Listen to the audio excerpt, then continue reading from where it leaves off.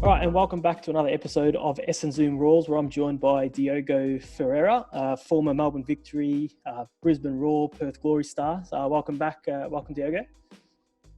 How are you, mate? Thanks for having me. No, all good. I was looking at your Instagram story, and I didn't realise you actually played junior football at the Essendon Royals. So I thought we'd invite you on and have a chat about your time at the Royals and your football career. That's where it all started for me. So interesting enough. Started for me when I think I was around, and it was under eights. It was my first team I joined. So always got fond memories of the club. Yeah, so what brought you to Royals? You lived in the area? It was just a local club?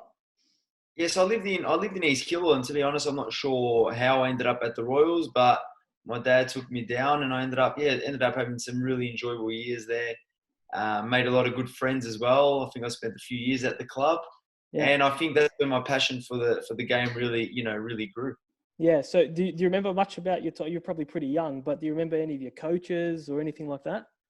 I was trying to think about that today, actually. I can't remember. I know my first coach possibly was one of my actual teammates back then. Pretty sure his name was Tony Laverty. Okay. And I'm pretty sure it was his dad or uncle or someone that was the coach at that point. And then I know I had played with another boy called James Dossis, and his dad was actually the coach. Okay. For another year. So, but I can't remember what order it was in. It was a long time ago. The years go by pretty quickly. Yeah, and like you say, obviously, kick-started a great career that you had in the game as a player. And you went overseas quite young, right? You went to Porto as a teenager. Yeah, so I think I was around 14, turning 15 when I went over there, which was a pretty interesting time in my life. I got the opportunity to go over there for a trial and ended up staying there, which was unbelievable. And so what was the connection? Is your family background Portuguese? Yeah, so I'm Portuguese. So previous years when we used to go on holidays, when I was like 12 years old, I used to just go have a kick around some clubs. And, back then I really wanted to stay. And there was actually a club back then called Estrela da Amadora. Mm-hmm. And they were in the first division at that time when I was around 12 years old. They wanted me to stay, but obviously I was a bit young. Yeah. So then the opportunity came for me to go over when I was 15. I know it's quite a young age, but, obviously my parents, trusted me and knew that what I really wanted to do with my life and allowed me to go over.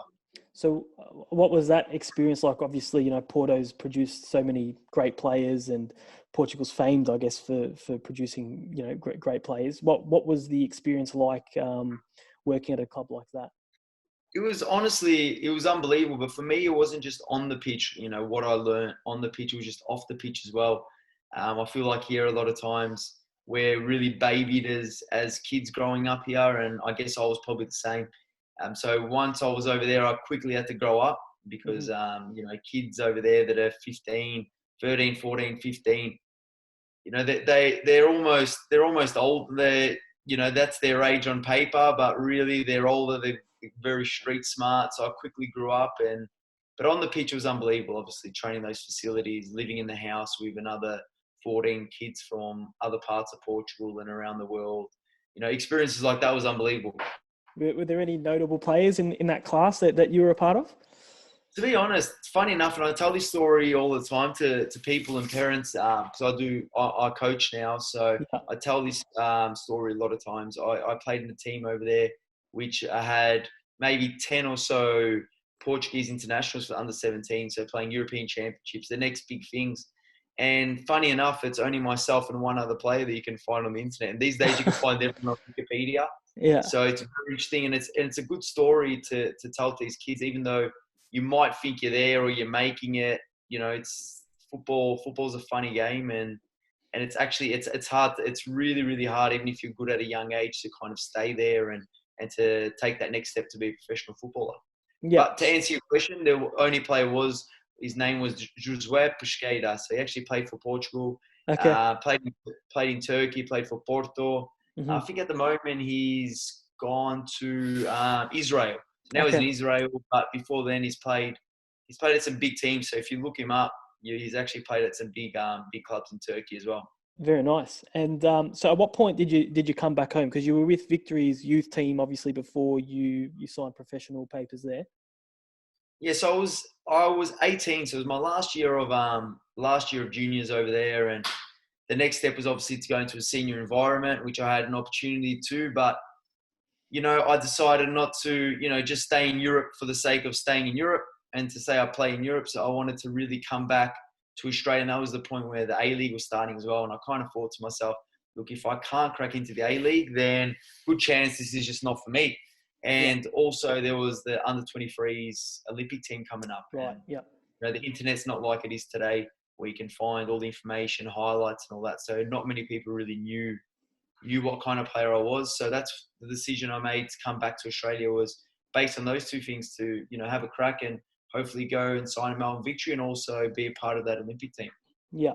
And obviously, you did go on to sign your first professional contract with Victory. So what was that day like when you got to put pen to paper? Yeah, it was unbelievable. Initially, because initially when I came back, I went to Green Gully for a little bit. Yep. And I was a bit hesitant going over to the youth team at Victory. But it was actually one of the directors at Green Gully pushed me along. He's like, you know what, just take that little step. So I thought I had the quality to go straight into the first team, which eventually I did.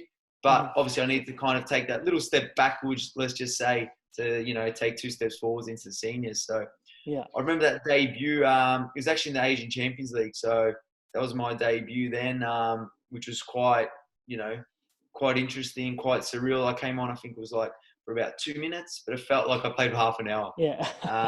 And then after that, I got a contract and, I had some really enjoyable seasons playing in my home city here in Melbourne. Yeah, what were the standout memories from your time at Victory? Obviously, you played over 50 games, had a few different coaches, obviously at the tail end of Merrick's career and then through to, I think, the start of Ange. So what were your standout memories from your time at Victory? Look, to be honest, we didn't actually win anything, so there's not one that really stands out at me. I guess, even though I wasn't much of a goal scorer, you remember the goals you score. So, yeah, and obviously some good games that, I thought I played half decent against. There was one in particular, there was a big blue against Sydney that I thought I'd done quite well. And you remember those kind of big games. I remember the atmosphere walking onto the first ever derby at Etihad Stadium. So I was playing that game and I remember coming out and just I had goosebumps all over. Yeah. So that was probably that's probably my number one memory, to be honest, rather than any goals or anything like that, was that first game against Melbourne Heart. Yeah. And obviously off to Raw 2013-14 in what was a great season for the club. How does that work? So obviously you come out of contract. How do you pick your next club and all that sort of stuff? Yeah, interesting enough, I was actually going to sign at Melbourne Victory again, and she said there was a contract on the table. It ended up falling through towards the end of the season, which was fine. And then, funny enough, not many people know this story, so you guys are getting you're probably the first people that have heard this story. I actually ended up signing with Wellington, and I sent back the contract to my agent. And he actually didn't forward it. So all I thought was, yep, done the deal. I spoke to Ernie Merrick as well because he, obviously I had him at Melbourne Victory. Yeah. I learned a lot with him. He liked me. I liked him as a coach as well. Obviously, he gave me my professional debut. So, obviously you always like those kind of coaches. But funny enough, my agent didn't send it back straight away to Wellington. And then later on in the afternoon, he called me saying that Mike Mulvey called him and if I wanted to go to Brisbane Roar. And I don't know why, it just felt like the right move. And, Ernie probably doesn't like me still since those days. But it was the right move because, it was a really enjoyable season. I won the championship. We won the premiership and the championship. Yeah. So I guess it was a good move for me. Yeah. Standout memories from that season. Obviously played with some great players there. Yeah, honestly, from players like Thomas Broish to, it was one of those years. I'm not even going to sit here and name all the players because everyone was unbelievable. But, we talk about team culture. And really before that, I never knew what team culture was. But we found that at Brisbane. There was no little groups. Everyone was in it together, from the oldest boys to the youngest boys. After training, we would go for breakfast and coffee. You'd have all the young boys there, but then you'd have Liam Miller rock up. Yeah. Enrique. You would have, Broish, Barisha, all those guys. We just had a winning mentality. I guess those guys already had some success prior to Mike Mulvey that year. Yeah. So they knew what it took to win, and it was just it was an interesting time for me, because I remember we used to win games and it was just like whatever, we won the premiership. You'd think big night out, not really, it's just that's just what we do here at Brisbane Roar. Yeah. So and I think that was a massive learning curve for me that year, was just that team culture and that winning mentality. Yeah, and then so there wasn't much of a party after premiership, but what about after the grand final? To be honest, I'm not going to say there wasn't, but mostly from the younger boys. All the guys, it was like their third or fourth time they've won it. It was interesting. Obviously, we did celebrate. I'm not going to say we went to bed at 9 o'clock. Yeah. But it was just that mentality there at Brisbane, just that group of players. I'm not going to say it all came from when Ange was there. Obviously, Ange was there before and created that success there. But I think just the players, the unity, the work ethic at training. We would look and you would see someone like Matt Mackay, Stefanuto, Berisha, even in a five-a-side game, you lose that game, you'd be screaming at people. And, that's the kind of stuff that, that wins you games, wins you premierships, and drives the standard from all the players, from all the younger players as well. You can't see them running around like animals at training and you slackening off. Yeah. And then obviously after Brisbane, we go to Perth for 2 years under Kenny Lowe. So I mean, what were those years like? Obviously, finals in the second year, and you qualify for finals in the first year as well. But obviously, some stuff off the park. Yeah. Stuff. Pity none of that stuff came into my account. Yeah. So what were those years like? What was it like over in Perth? Obviously, they have to deal with a lot heavier travel sort of requirements, traveling, to the eastern part of the country almost every second week. What was it like coping with that side of things? Yeah, it was interesting. And that's all things that, when you go and sign that kind of deal over there, I had a deal on the table from Brisbane. I just wanted something new. Knew it was a really good city, really laid back. I love it. Like, to me, it's the best place to live. If I could go and live back in Perth, I wouldn't. I had great time there. Mm-hmm. Obviously, the travels, it is what it is. But by the end of it, you get used to it, coming from going from Perth to Melbourne, 3-hour-and-a-half flight. That was an easy flight by the end of it. Yeah. And before, we used to complain traveling from Melbourne to Brisbane because it was 2 hours. Yeah. There's always positives, good frequent flyer points, so good holidays at the end of the year. And yeah, no, I enjoyed it there. Good weather as well, so made things easy. And then after that, you had a few different stints in Asia. So what I guess motivated that, and I guess that adventure you went on in Asia, you played for a few different clubs. What sort of motivated that? To be honest, I'm someone that throughout all my career, and I guess a lot of my teammates can vouch for this, I've always been really, really professional and taking my football really, really serious. And maybe due to that, I don't know, I feel like the A-League to me, not that the quality wasn't there, it's there 100%, but it just became a bit stale. It was repetitive. I could tell you, and I probably still can tell you, exactly what every team does at every training session.